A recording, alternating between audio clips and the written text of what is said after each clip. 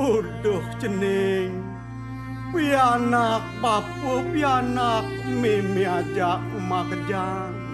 Ane jani puan dengan bapu lakar ngalahin cening.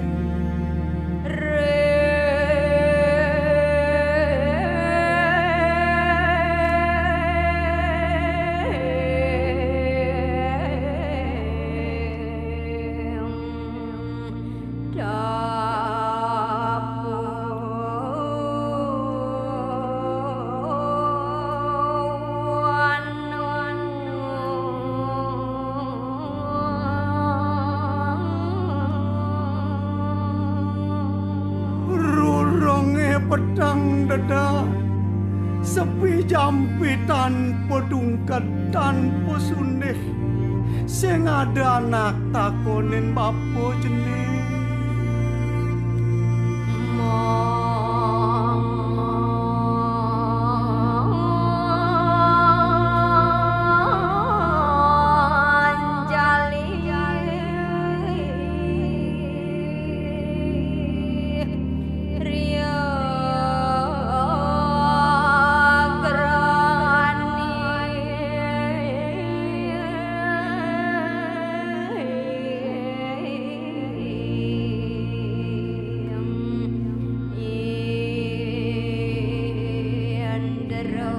Om Swastiastu, kembali lagi di channel Santi Dharma Chandra. Saat ini Santi berada di Kabupaten Bangli untuk menghadiri acara ngaben masal. Nah, buat teman-teman nih, apa sih arti ngaben? Nanti Santi bisa menjelaskan secara spesifik dan kita belajar bahwasannya usia manusia itu ada batasnya. Jadi kita harus tetap menjadi manusia baik dan setia di jalan Dharma. Karena apa? Karena ketika kita meninggal, yang ditinggalkan manusia adalah karma dan kesan semasa hidupnya. Jangan kemana-mana, jangan lupa subscribe, like, dan share channel kesayangan kita semua, Santi Dharma Chandra, Suksma. Brahma Vishnu Parama Siwa, Kaulah kekuatan dunia, berkahilah cinta kasihmu agar bahagia hidupku.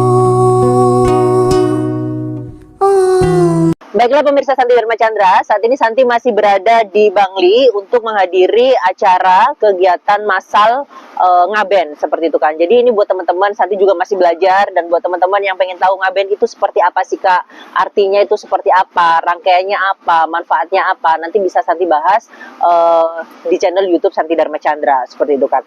Nah, di sini ngaben adalah salah satu upacara yang ada di Bali khususnya untuk agama Hindu, bagaimana proses ketika manusia mengalami kematian agar dalam prosesnya untuk menuju alam fitrah itu bisa lebih baik untuk dalam perjalanan setelah kematiannya seperti itu kan. Nah, untuk ngaben sendiri itu adalah salah satu yatnya yang ada di Hindu, yaitu kan kita di Hindu kita mengenal pitra yatnya ya, pitra yatnya. Yang pertama adalah dewa yatnya, buat teman-teman nih masih ingat nggak untuk pancayatnya? Untuk dewa yatnya, terus untuk yang kedua resi yatnya, terus yang ketiga pitra yatnya, terus ada manusia yatnya, dan ada buta yatnya. Nah, untuk yang pitra yatnya ini untuk kegiatan ngaben yang ada di Hindu, khususnya untuk di Bali seperti itu kan.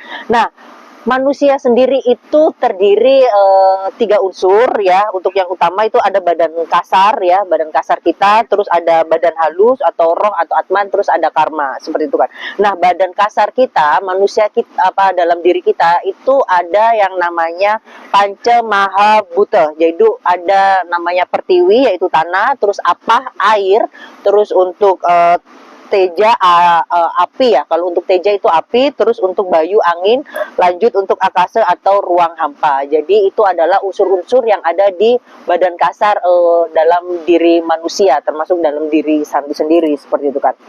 Nah, untuk manfaat ngaben sendiri itu untuk memisahkan roh dari badan kasarnya dan mensucikan agar pindah ke alam roh untuk lebih tenang, untuk lebih berproses dengan lebih baik, dan bagaimana dimana setiap roh-roh, karena tujuan kita sebagai umat Hindu khususnya itu kan Moksatam Jagadita Yaca Iti Dharma. Namun ada juga prosesnya ketika setelah kematian mengalami prosesi banyak upakara-upakara, dan roh ini bisa juga untuk reinkarnasi seperti itu kan. Jadi agar ketika reinkarnasi itu bisa ke kelahirannya untuk lebih baik seperti itu kan gitu.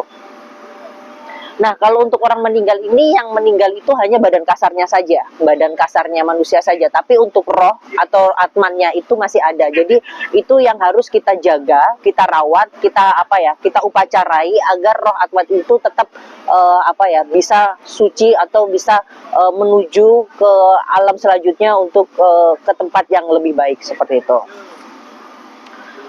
Nah, setelah itu sebelum kita bahas ngaben selanjutnya ya, untuk lebih spesifik. Biasanya kan banyak yang bertanya, Kak Santi, ngaben itu biayanya habisnya banyak ya, apalagi upacara rangkaiannya banyak seperti itu kan. Nah, di Hindu itu setiap apapun upakara itu pasti ada solusinya.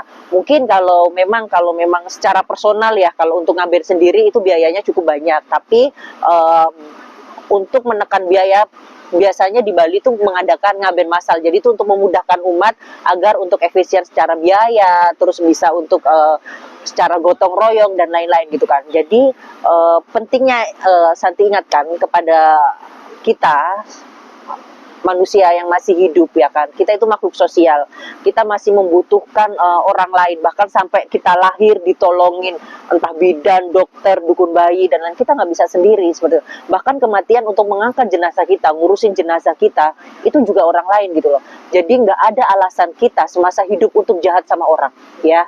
Jadi jangan jahat-jahat sama orang, karena kita nggak pernah tahu nih orang tersebut mungkin lagi berjuang untuk hidupnya, untuk menyemangati hidupnya, untuk bertahan hidup seperti apa.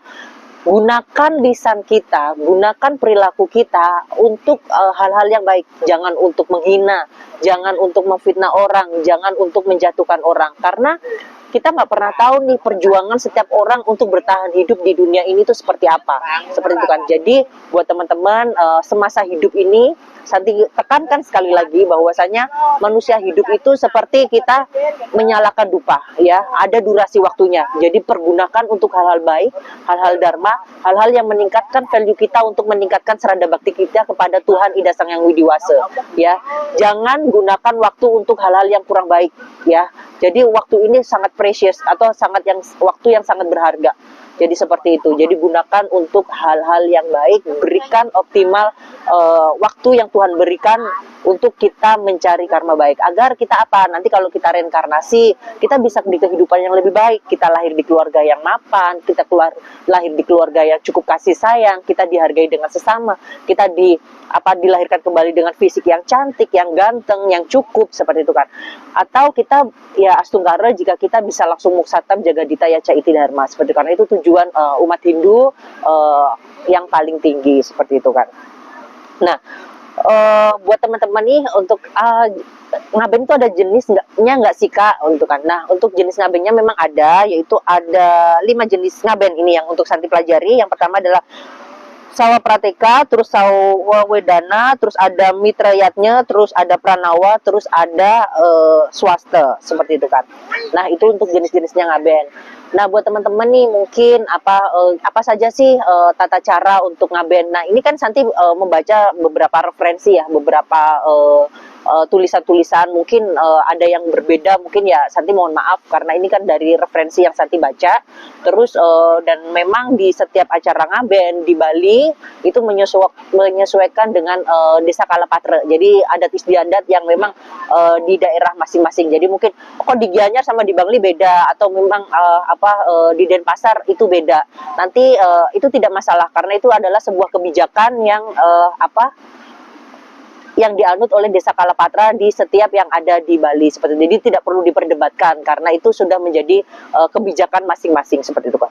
Nah, untuk yang pertama adalah untuk tata caranya itu adalah ngulapin ya. Ngulapin ini adalah minta izin kepada biasanya ada di pura dalam atau di tempat yang memang dipercayai untuk lunas izin kepada Dewa Siwa. Dewa Siwa itu bisa untuk kita mengenalnya sebagai dewa pelebur ya. Jadi agar kita meminta izin agar untuk kegiatan ngaben ini dilancarkan. Biasanya untuk seperti itu. Nah, untuk yang kedua adalah meselawang. Meselawang itu seperti apa sih? Memulihkan jenazah secara simbolis, biasanya dilakukan di Catur Patra atau di tepi kuburan seperti itu kan. Jadi itu biasanya di Hindu ini kan memang penuh dengan simbolis-simbolis, terus abang ada seperti kayak filsafat-filsafat yang memang mempunyai arti, mempunyai makna setiap kegiatan-kegiatan keagamaan seperti itu kan. Nah, selanjutnya adalah mesiram atau membersihkan jenazah. Biasanya untuk dimandikan jenazahnya ini dibersihkan ya. Nah, setelah dibersihkan jenazahnya setelah bersih itu nanti ada simbolis-simbolis yang memang di apa ya seperti kayak bunga melati itu juga ada. Terus ada kaca, terus ada juga daun intaran dan lain-lain kan. Fungsinya apa sih secara simbolis ini? Fungsinya itu mungkin masih banyak ya simbolis-simbolis lain ini, namun ini yang Santi baca. Jadi ketika manusia diberikan simbolis ini diharapkan ketika menjadi reinkarnasi itu fisiknya itu nanti kelahiran selanjutnya itu bisa sempurna, tidak ada cacat sekalipun seperti itu kan. Jadi itulah pentingnya ketika prosesi ngaben ini harus detail dan harus untuk spesifik seperti itu kan. Nah, nanti ini bisa dikomunikasikan dengan pemuka agama atau dengan bendesa adat dan lain-lain yang memang bisa untuk lebih paham lah tentang untuk tata cara ngaben ini seperti itu.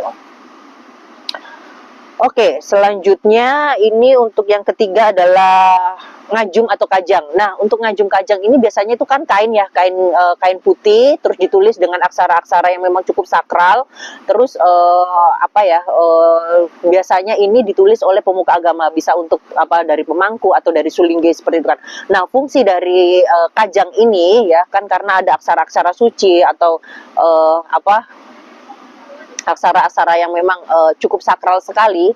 Jadi ini untuk sebagai simbolis bahwasanya keluarga itu sudah rela untuk melepaskan jenazah agar bisa berproses untuk ke tempat yang lebih baik dalam prosesi ngaben sendiri seperti itu. Nah, terus lanjut lagi itu ada ngaskare, ya ini adalah penyucian roh di tahap awal, dilanjut untuk nerpane upakara pembersihan sesajen kepada jiwa yang telah meninggal seperti itu kan. Lanjut lagi untuk pepagetan atau kalau di Jawa mungkin ya ada pegatan lah. Pegatan itu adalah memisahkan. Biasanya itu ada juga simbolis seperti kayak batu atau lesung ya, batu atau lesung. Terus ada juga pohon dadap dua simbolisnya itu. Nah, biasanya tuh mungkin teman-teman bisa ngebayangin kayak gawang gitu kan. Jadi kayak gawang ini dua ini, nah dikasih benang putih nih, dikasih benang putih. Jadi ini untuk simbolis agar untuk melepaskan jenazah tersebut, untuk mengikhlaskan lah seperti itu kan. Nanti biasanya diantar oleh pengantar jenazah atau dari keluarganya seperti itu kan. Jadi memang di Indonesia penuh dengan simbolis. Jadi buat teman-teman sih, ini apa sih? Oh, ini simbolis apa sih? Nah, itu nanti Santi bisa jelaskan bahwasanya artinya seperti itu kan. Biasanya nih talinya itu diterobos sampai putus, sampai lepas seperti itu kan. Nah, terus ada lagi pakiriman ngutang, yaitu jenazah di kajang ini dibawa ke tempat atau ke bade ya. Bade itu artinya wadah. Jadi sebelum diaben memang ditempatkan di seperti sebuah tempat, ada yang mungkin dari lembu kita bisa lihat, atau yang tadi dilihat bisa kayak rumah-rumahan seperti itu kan. Jadi itu sebagai wadah jenazahnya agar bisa dihantarkan ketika ngaben atau dibakar itu. Nah, selanjutnya Kak Santi biasanya itu kan jenazahnya itu diputer-puter dulu gitu kan. Memang sih itu juga cukup unik. Pas Santi di Jakarta sendiri pertama kali untuk lihat acara ngaben. Nah, baiklah lanjut lagi nih ya. Biasanya kan teman-teman ada pertanyaan nih, Kak Santi biasanya kan jenazahnya itu diputer-puter tuh biasanya. Nah, Santi pertama kali melihat ngaben itu pas waktu di Jakarta. jenazahnya atau apa diputer-puter atau apa itu apa artinya apa sih?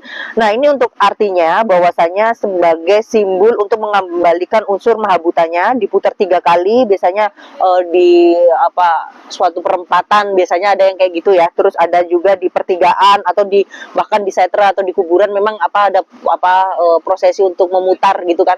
Dan ada juga yang mengartikan bahwasanya agar si jenazah ini sang roh ini agar bisa melepaskan keterikatan duniawinya seperti itu kan. Jadi agar tidak terikat, tidak kepikiran tentang hal-hal secara duniawi, agar bisa bisa lebih melepas lah seperti itu kan. Jadi itulah secara simbolisnya. Nah, ini ada yang Santi kagumi ketika Santi berada di Bali dan belajar untuk tentang ilmu agama yang ada di Bali. Solidaritasnya itu luar biasa. Jadi itu mengajarkan kita itu nggak bisa hidup egois, kita nggak bisa hidup sendiri. Kita jangan, makanya pesannya Santi jangan jadi manusia yang jahat, ya kan? Agar kita semasa hidupnya nih, karena apa yang kita tinggal ketika kita meninggal, yang pertama adalah kesan ketika si Santi dulunya pas semasa hidupnya baik, si Santi orangnya ceria atau apa seperti itu, atau memang dan yang kedua adalah karma kita, karena karma itu yang akan menentukan orang. Mungkin ternyata pas meninggal banyak yang nolong ya, banyak yang membantu ya, kok bisa ya, padahal orangnya sederhana, bukan orang yang kaya raya, bukan orang yang pejabat, dan ternyata semasa hidupnya dia ramah, dia baik sama orang, dia murah senyum, dan tidak ada lisan untuk menyakiti sesama. Itu yang luar biasa. Jadi tabungan kita semasa hidup adalah kita harus menabung karma baik, seperti itu kan. Nah, selanjutnya adalah ngeseng ya. Ngeseng itu adalah prosesi untuk membakar.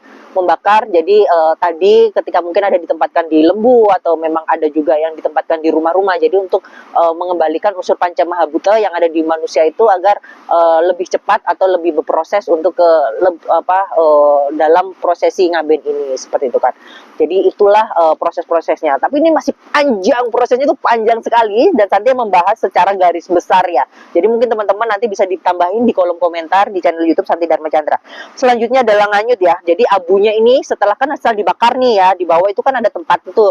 Nah, abunya itu diambil, dianyut, biasanya itu mungkin di laut bisa dilakukan upakaranya. Mungkin kalau terus Kak Santi kalau orangnya yang ngaben di pegunungan gimana? Itu bisa di sungai juga. Jadi setiap apapun yang umat Hindu lakukan itu pasti ada solusinya. Di laut bisa, di sungai juga bisa, seperti itu kan. Jadi itu tadi yang Santi pelajari tentang prosesi ngaben, seperti itu kan. Jadi buat teman-teman nih tetap semangat untuk belajar di agama Hindunya, tetap semangat untuk meningkatkan serada baktinya, tetap semangat untuk menyama braya. Buat teman-teman kalau setiap kegiatan adat jangan absen ya kan. Terus semangat untuk ngayahnya, semangat untuk berbakti. Itu yang poin pentingnya dalam hidup kita. Jadi seperti itu kan. Jangan gunakan ngayah itu sebagai beban, jangan. Tapi kita gunakan rasa cinta kita, bakti kita gitu kan, untuk menambah ilmu, menambah serada bakti kita, seperti itu kan.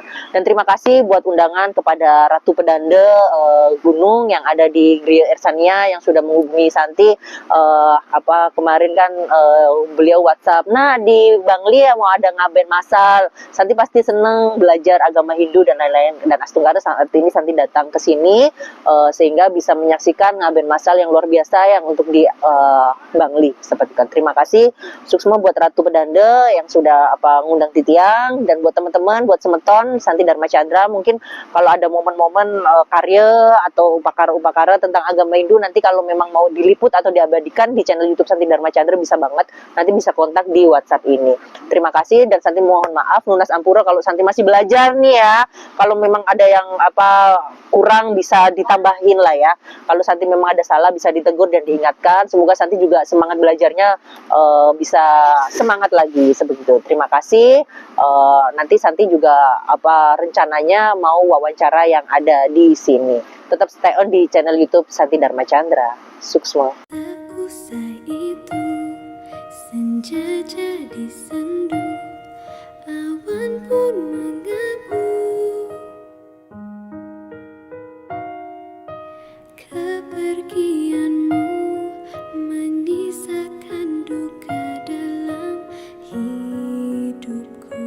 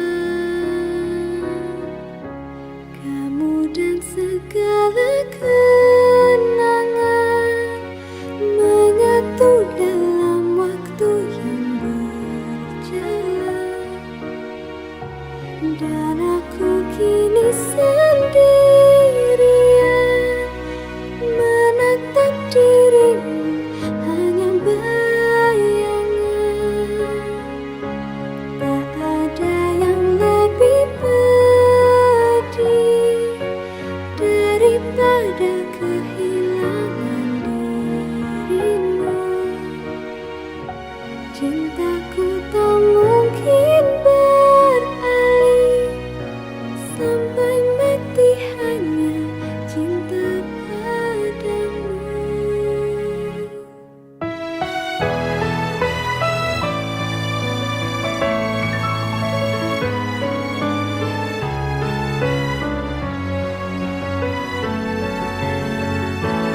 Om Swastiastu. Om Swastiastu. Nah, saat ini Santi bersama dengan Pak Jeromangku yang ada di Bangli, khususnya di Sidembunut, nggih. Sidembunut. Sebelumnya Titiang ngaturaken matur suksma, sudah diberikan waktu kesempatan untuk bertanya tentang acara Ngaben Masal ini. Nah, Titiang mau bertanya dulu tentang namanya dulu, biar pemirsa Santi Dharma Chandra bisa lebih mengenal. Nggih, namanya Pak Jeromangku ya. Nggih, ring semeton Indu, perkenalkan Titiang Jeromangku Tirtoyase, yang mana dalam hal ini Titiang selaku pemangku adat Mangku Pusah yang banyak adat Sidembunut. Oh, seperti itu. Jadi ini untuk lokasinya itu di mana detailnya? Di Sidembunut Bangli. Sidembunut Bangli. Banyak Sidembunut Bangli ya. Oh, seperti itu. Nah, baiklah untuk Pak Jeromangku, ini kan ada Ngaben Masal nih dan cukup ramai sekali tadi ini. Nah, sebenarnya ini kenapa harus ngambil di tanggal 14 apa ini? 14 Agustus ya, 14 Agustus. Kenapa itu harus? Artinya menurut penanggalan Bali, kalender Bali, bahwa hari ini Bude Pon Tolu itu hari baik untuk melakukan acara tiwo-tiwo fitriyarnya. Mungkin kalau di Jawa entas-entas. Oh, seperti itu. Ya. Jadi itu ada dewasanya gitu ya, ya dewasanya. Milih harinya ya. Itu juga kedua, terus berdasarkan kesepakatan adat. Oh, kesepakatan adat. Dipilihlah hari ini. Oh, karena kemarin-kemarin 3 tahun yang lalu mungkin masih COVID gitu. Oh, gitu. Itu juga pengaruh ya. Nah, ini kan mungkin kenapa sih kok harus ada Ngaben Masal? Kenapa sih nggak, kan setiap manusia itu meninggalnya beda-beda ya, Pak Jeromangku. Kenapa sih harus Ngaben Masal? Pertimbangannya apa? Kalau pertimbangannya pertama ya ekonomis ya. Oh, seperti itu. Kalau Ngaben Masal dilaksanakan berarti bisa menghemat menghemat biaya pertama bagi semeton yang kurang mampu. Artinya ada subsidi silang di sini. Oh, subsidi silang. Yang lebih mampu mungkin bisa membantu yang kurang mampu. Sebenarnya semangat gotong royong. Gotong royongnya, tipe seliranya masih. Tipe seliranya itu luar biasa sih. Aduh, di Bali ini rasa pedulinya itu tinggi gitu ya.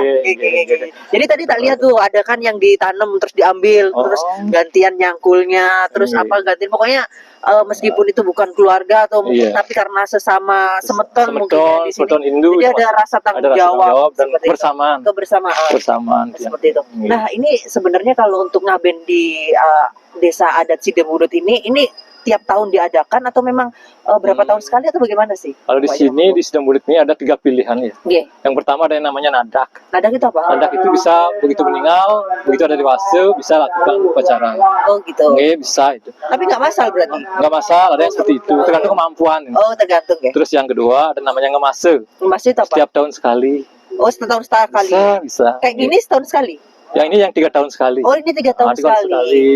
Terus? Itu 3 pilihan ke yang ketiga bisa 3 tahun sekali. Kayak yang tadi ini. Seperti itu. Nah, untuk prosesi ini kan cukup panjang ya, dan berapa lama untuk persiapan mengadakan Ngaben Masal ini? Mungkin bagi kerama kami, keluarga kami di Sidembunut, persiapnya mungkin sudah ada 20 harian. Oh, 20 hari. 20 harian mungkin sudah.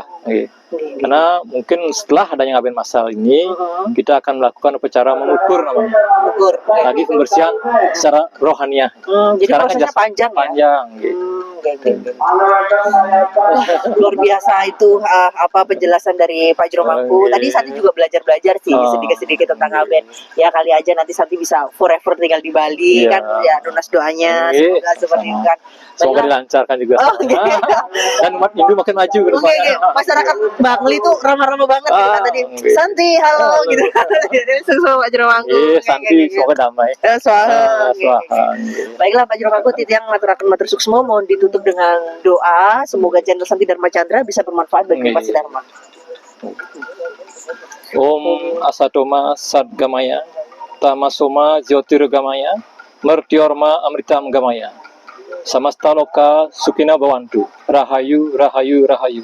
Om Santi, Santi, Santi, Om. Sampaikan pada jiwa yang bersedih, begitu dingin dunia yang kau huni. Jika tak ada tempatmu kembali, bawa lukamu biar aku obati. diskusi yang sangat menarik dengan Pak Juromangku dan bagaimana untuk liputan yang ada di Bangli, khususnya di desa adat Sidembunut ya, dan bagaimana prosesi untuk ngaben massal yang ada di Bali. Nah, buat teman-teman terima kasih sudah menyaksikan channel Santi Dharma Chandra, dan ini sedikit cerita nih, kenapa sih Santi tuh seneng banget untuk kegiatan agama Hindu, khususnya untuk di Bali atau dimanapun berada ya kan. Jadi Santi tuh pernah ya cerita ini, pernah jalan ke suatu tempat gitu, jalan terus ada lihat kegiatan adat agama Hindu di jalan itu kan banyak tuh, biasanya kerumunan orang itu kan banyak. Nah, Santi tuh diem di pinggir jalan itu memang sengaja untuk berhenti, dan dalam hati Santi tuh kayak gimana sih ngerasain itu rasa sayang kepada masyarakat Bali, terus bahagia lihat kegiatan adat, dan bagaimana Santi memberikan kontribusi Santi kepada umat Hindu khususnya di Bali, karena Santi juga matur suksung banget sudah diberi kesempatan untuk tinggal di Bali, dan Santi berharap sampai akhir hayat Santi nanti bisa di Bali seperti itu. Terima kasih buat siapapun yang sudah menemani Santi untuk berproses belajar dalam agama Hindu. Terima kasih juga buat siapapun yang baik sudah baik sama Santi juga.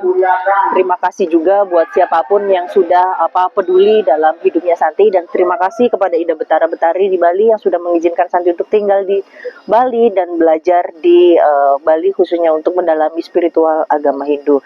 Santi mohon maaf jika ada salah-salah kata, mohon doanya selalu agar Santi bisa senantiasa punya semangat dalam mewartakan kegiatan umat sedharma Hindu.